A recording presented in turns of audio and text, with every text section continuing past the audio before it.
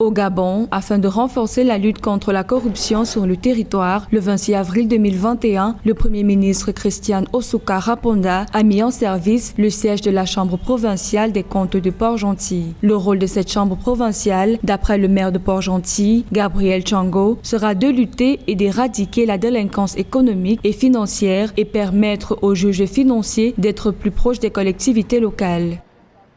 Pendant longtemps, le parquet financier de Libreville avait été accusé d'instrumentalisation par l'exécutif gabonais.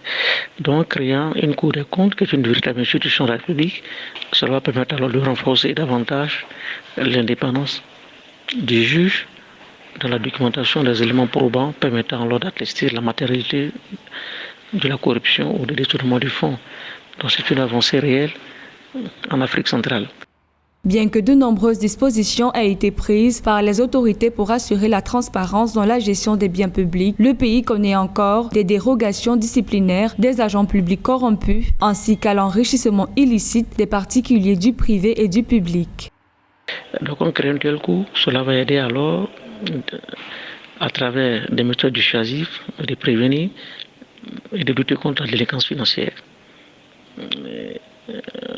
Le hic du problème est que la création d'un tel cours doit pouvoir au départ être marquée au préalable par une campagne de sensibilisation. Et cette sensibilisation pourra aboutir à la répression de ces délinquances.